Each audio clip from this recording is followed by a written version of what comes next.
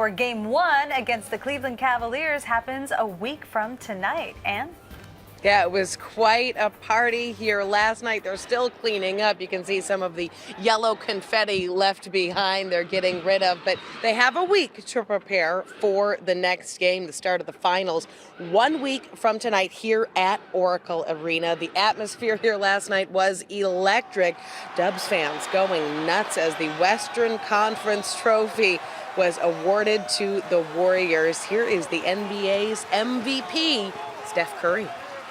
2 years ago, we were sitting on this court after a second-round loss to San Antonio, thanking them for the support. Fast forward 2 years later, we're 4 wins away from the goal, so this is pretty special.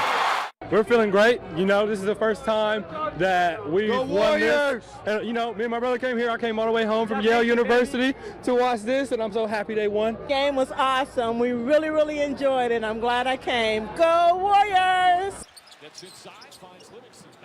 Now, the fans obviously feeling confident, as you can hear, going into the finals. It is going to be a very hot matchup with the Cleveland Cavaliers. Their star is NBA darling LeBron James. Everybody waiting to see how he is going to match up with our Steph Curry. By the way, Steph Curry's daughter, Riley, once again stole a bit of the show last night. We'll hear from her coming up in the next half hour. Right now, live at Oracle Arena, Ann McAvick, KPIX 5. All right, Em, well, we're going to steal your thunder because here she is. Last night's win was a family affair for the Currys. Steph got a kiss, a hug from his wife, and that little darling daughter of his, Riley. His mom and dad also on hand, and Steph took Riley to his post-game press conference one more time. What did you learn from your competition talking to them? Hold on. We try it again. I'm gonna let her go.